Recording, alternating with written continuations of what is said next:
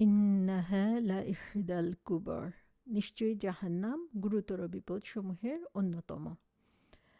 25 নম্বর আয়াতে আল্লাহ সুবহানাহু ওয়া তাআলা যে জিনিসটার প্রতি আমাদের দৃষ্টি আকর্ষণ করছেন সেটা হচ্ছে জাহান্নামের আযাবের কথা।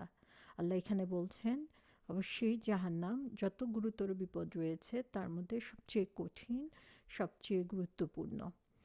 এখানে লা ইহদাল কুবার বলা হয়েছে, তার মানে হচ্ছে যে সবচেয়ে যেটা বৃহত্তম, দ্য গ্রেটেস্ট ওয়ান, সবচেয়ে বেশি যেটার গুরুত্ব সেটা এখানে তুলে ধরা হয়েছে।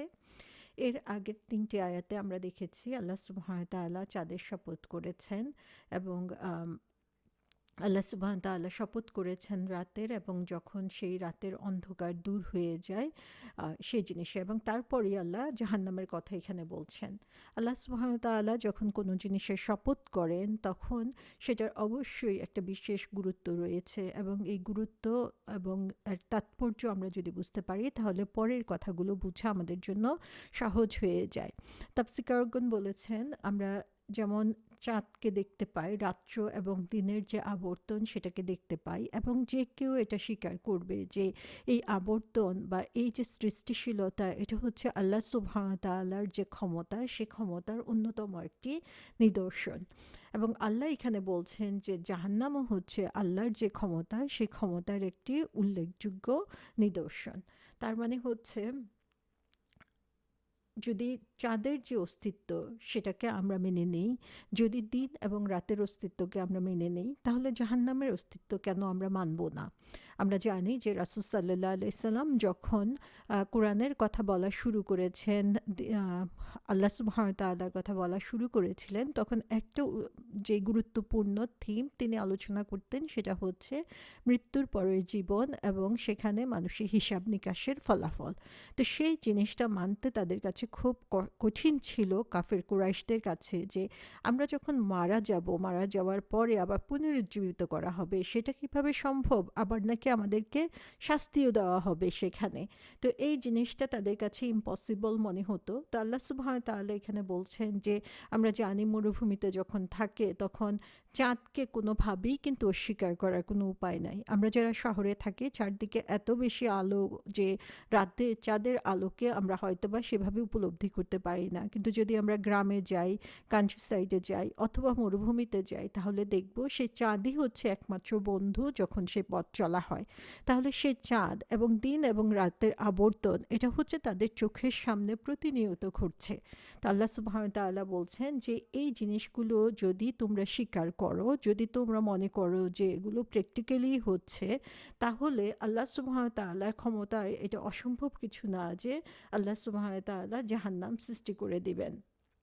এবং এরকম যদি কাউকে বলা হয় যে যে কখনো চাঁদ দেখে নাই অথবা দিন রাতে আবর্তন দেখে নাই, তাকে যদি বলা হয় যে রাতের অন্ধকার যখন সমস্ত কিছু ঢেকে দেয় তখন একটা চাঁদ, একটা গোলাকার বস্তু, সেটা থেকে আলো বিচ্ছুরিত হয়ে সারা দুনিয়াটাকে আলোকিত করে, আমরা বুঝতে পারি যে একটা লাইট জ্বালালে একটা এরিয়া আলোকিত হতে পারে, একটা রুম আলোকিত হতে পারে, কিন্তু সারা দুনিয়া কিভাবে আলোকিত হয়, তাও আবার রাতের অন্ধকারকে ছিন্ন করে?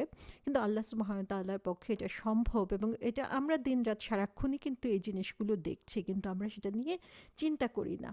তো আল্লাহ সুবহানাহু ওয়া তাআলা এখানে বলছেন যে এই দিন রাতের আবর্তন যেমন সত্যি, দিনের রাতের অন্ধকারকে দূর করিয়ে দিয়ে দিন যেমন সমস্ত কিছুকে উদ্ভাসিত করে দেয়, তেমনিভাবে আল্লাহ সুবহানাহু ওয়া তাআলাও একসময় মানুষের সামনে এটাকে উদ্ভাসিত করবেন যে জাহান্নাম রয়েছে, এবং জাহান্নামের যে সত্যতা সেটা অস্বীকার করার কোনো উপায় নাই। এখানে আল্লাহ 2টা ওয়ার্ড এখানে ইউজ করেছেন, একটা হচ্ছে ইন্না। ইন্না মানে হচ্ছে নিশ্চয়ই, যেখানে কোনো সন্দেহের অবকাশ নাই, এবং তারপরে বলা হচ্ছে ইন্নাহা লা হিদাল কুবর। আবার লা, এটাকে বলা হয় লাম অফ এমফাসিস, মানে গুরুত্ব বোঝানোর জন্য ইন্নার সাথে এই লামটাকে ইউজ করা হয়, এটা বিশেষ কোনো অর্থ নাই। তার মানে হচ্ছে আল্লাহ বারবার গুরুত্ব দিয়ে বলছেন যে অবশ্যই জাহান্নামের আযাব হচ্ছে অন্যতম। তো সুবহানাল্লাহ, আমাদের দুনিয়ার বুকে আমরা দেখি যে কত ধরনের বিপদ আমাদের কাছে আসে এবং সেই বিপদ থেকে মুক্তির জন্য আমরা সারাক্ষণ চেষ্টা করতে থাকি। সেই বিপদ হতে পারে আমাদের শারীরিক, সেটা হতে পারে মানসিক, সেটা হতে পারে আমাদের আত্মিক। আমরা অসুখ থেকে বাঁচার জন্য, দারিদ্রতা থেকে বাঁচার জন্য, দুর্ঘটনা থেকে বাঁচার জন্য কত রকম চেষ্টা করে থাকি।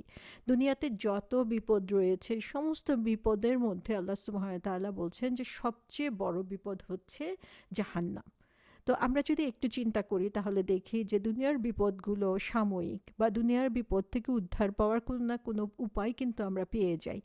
কিন্তু আখিরাতে যখন কাউকে জাহান্নামে যেতে হবে সেটা হচ্ছে চিরন্তন, এবং সেটা থেকে বাঁচার কোনো উপায় নাই আমাদের তখন। আমাদের যা কিছু করার সেটা এই দুনিয়াতেই করতে হবে। আখিরাতে যেয়ে মানুষ যতই বলুক না কেন, হে রব তুমি আমাদেরকে আরেকবার ফিরে যাওয়ার সুযোগ দাও, সেই সুযোগ কখনো কাউকে দেওয়া হবে না।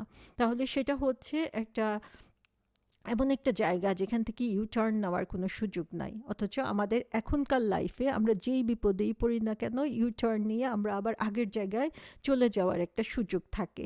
তো আল্লাহ সুবহানাহু ওয়া তাআলা বলছেন এই জাহান্নামের যে বিপদ, সে বিপদ হচ্ছে তোমরা যত বিপদের ভয়ই করো না কেন সমস্ত বিপদের চেয়ে অন্যতম। তো আমরা একবার যদি চিন্তা করি যে জাহান্নামের বিপদটা যদি এত বড় বিপদ হয়, তাহলে দুনিয়ার কোন বিপদের ভয়ে আমরা জাহান্নামের খোরাক নিজে অর্জন করি?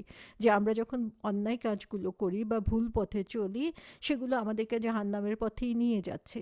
তো একটা ছোট বিপদ থেকে বাঁচার জন্য আমরা কি করছি? বড় বিপদের দিকে নিজেদেরকে ঠেলে দিচ্ছি। একটা হাদিসে রয়েছে, মুসলিম শরীফের হাদিস, যেখানে আনাস রাদিয়াল্লাহু আনহু বর্ণনা করেছেন, রাসূল সাল্লাল্লাহু আলাইহি সাল্লাম বলেছেন যে দুনিয়াতে এমন মানুষ রয়েছে যারা হচ্ছে খুব শান্তির জীবনযাপন করেছে এবং তাদের দুনিয়াতে যত নেয়ামত রয়েছে সেখান থেকে প্রচুর নেয়ামত তারা পেয়েছে, কিন্তু আখিরাতে যে সে কি জাহান্নামী হচ্ছে। তো যখন তাকে জাহান্নামে এক পলকের জন্য ডুবানো হবে এবং তারপরে তাকে উঠানো হবে, তখন তাকে জিজ্ঞাসা করবে যে তুমি কি জীবনে কোনো আরাম পেয়েছো, জীবনে কোনো নিয়ামত পেয়েছো? সে জাহান্নামের ওই এক পলকেই দেখা যাবে যে দুনিয়ার যত নিয়ামত সে উপভোগ করেছে, সে প্রচুর নিয়ামতের মধ্যে ছিল, সেটা সে ভুলে যাবে। আবার জান্নাতে দেখা যাবে যে যে হচ্ছে দুনিয়াতে অনেক কষ্ট পেয়েছে, অনেক ধরনের বাধা বিপত্তি অতিক্রম করতে হয়েছে, কিন্তু পরিণামে সে জাহান্নামী হচ্ছে। তাকে যখন পরিণামে সে জান্নাতি হচ্ছে, তাকে যখন জান্নাতে এক পলকের জন্য যাওয়ার সুযোগ করে দেওয়া হবে, তখন সে বলবে যে আমি কখনোই কোনো ধরনের কষ্ট স্বীকার করি নাই, কখনোই কোনো ধরনের কঠিন পরিস্থিতির সম্মুখীন হয় নাই। অর্থাৎ দুনিয়ার যত কষ্ট অথবা যত ধরনের পরীক্ষার মধ্যে দিয়ে তাকে যেতে হয় না কেন, জান্নাতে সে এক পলকেই সে সমস্ত কিছু ভুলে যেতে পারে। তো আল্লাহ সুবহানাহু ওয়া তাআলা বলেছেন যে আখিরাতের কষ্ট, আখিরাতে এই যে চিরন্তন সময়, সেই চিরন্তন সময়ে যে পরিণাম, সেটাই হচ্ছে মানুষের জন্য সবচেয়ে বড় পরিণাম। তো আমরা যদি জাহান্নামের কথা চিন্তা করি যে জাহান্নামকে কেন সবচেয়ে বড় বিপদ বলা হয়েছে, তাহলে আমরা দেখব যে জাহান্নাম হবে অনেক বিশাল। সেখানে এত বিশাল হবে যে সেখানে কোটি কোটি মানুষের, বিলিয়ন বিলিয়ন মানুষের জায়গা হবে সেখানে। সেই জাহান্নামে যে আগুন থাকবে, সে আগুনটা হবে এরকম গরম যে গরমের কথা আমরা চিন্তা করতে পারি না। এখন একটুখানি গরমেই আমরা অস্থির হয়ে যাই, অথচ জাহান্নামের গরমের সাথে তুলনা করার মতো সেই গরম আমরা কিন্তু কখনো দেখি নাই। এবং সে আগুন কি করবে? সে আগুন হচ্ছে অনন্তকাল ধরে মানুষকে পুড়তে থাকবে। শুধু মানুষের উপরের অংশই পুড়বে না, সেটা ভিতর পর্যন্ত চলে যাবে, এবং যখন সারা শরীর পুড়ে যাবে তখন নতুন করে আবার তাকে সৃষ্টি করা হবে। এবং সেখানে যে খাবার দেওয়া হবে, সে খাবার হবে কঠিন খাবার, এবং সেটা কখনোই তার ক্ষুধা নিবারণ করবে না। যে পানীয় দেওয়া হবে, সেটা যে পানীয় যেভাবে তার পাকস্থলীর দিকে যাবে, সেভাবেই সেই খাদ্যনালীকে সেটা একদম যেন বার্ন করে ফেলবে, পুড়ে ফেলবে।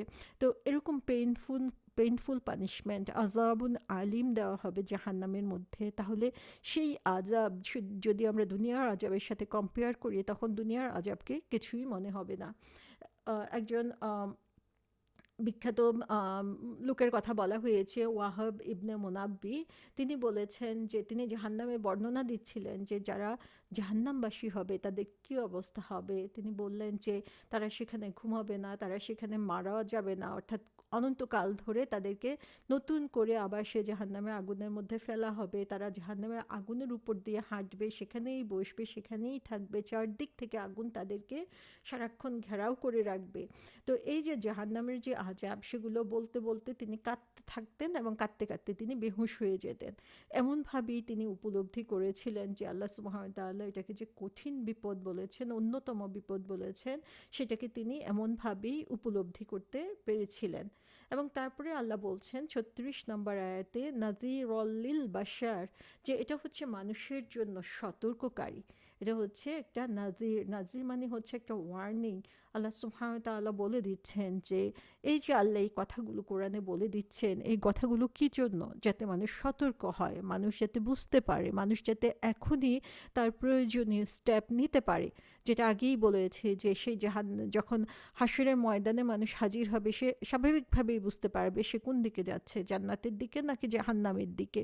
এবং তখন সে আল্লাহকে বলতে থাকবে, আল্লাহ একবার মাত্র আমাকে ফিরে যাওয়ার তৌফিক দাও, ফিরে যাওয়ার সুযোগ দাও, তাহলে আমি শুধু ভালো কাজই, তোমার সন্তুষ্টির কাজই করব। কিন্তু তখন আমাদের আসলে আর কোনো সুযোগই থাকবে না। তো আল্লাহ বলছেন যে এটা হচ্ছে মানুষের জন্য সতর্কবাণী।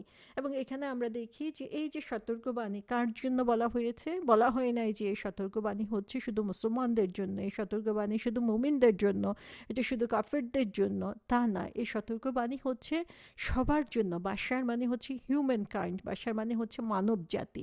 তাহলে সে মানব জাতির মধ্যে মুমিন যেমন আছে, কাফেরও তেমনি রয়েছে। তো এখান থেকে আমরা দুইটা জিনিস দেখি। একটা হচ্ছে যে এই কোরআন যে সতর্কবাণী, এই সতর্কবাণী, এই কোরআনটা কিন্তু শুধুমাত্র মুসলমানদের জন্য আসে নাই, এই কোরআনটি এসেছে সবার জন্য, এটা সার্বজনীন, সবার জন্যই এটা সুখবর নিয়ে এসেছে, সবার জন্যই এটা সতর্কবাণী নিয়ে এসেছে। আবার এই কোরআন কিন্তু আমরা শুধুমাত্র যদি মনে করি যে এটা কাফেরদের সতর্ক করছে, তাই না। এই কোরআন হচ্ছে আমরা নিজেরা যাদেরকে বিলিভার মনে করি, যারা বিশ্বাসী মনে করি, তাদের জন্য এটা সতর্কবাণী।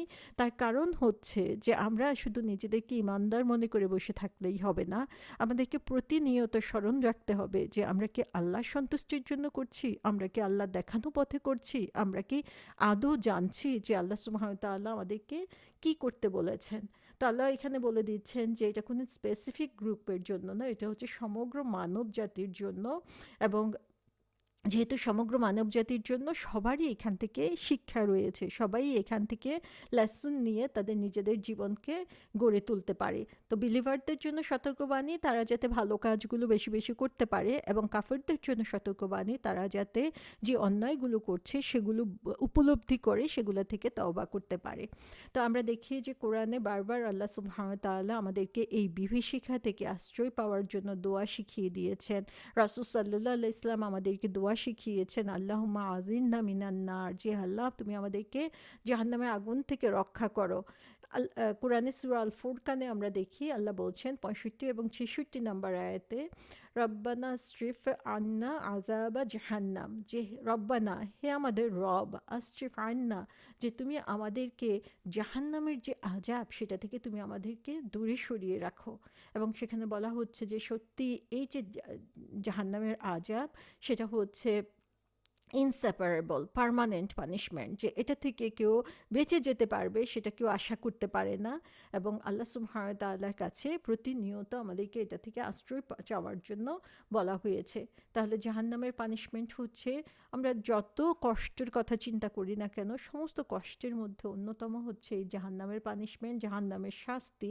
এবং আল্লাহ সুবহানাহু ওয়া তাআলা বলে দিচ্ছেন এটা তোমাদের জন্য সতর্কবাণী। তো এত কিছু জানার পরও আমরা যদি নিজেদেরকে চেঞ্জ না করি, নিজেদের জীবনে পরিবর্তন না আনি, তাহলে আমাদের মতো, আমাদের চেয়ে হতভাগ্য আর কেউই হতে পারে না।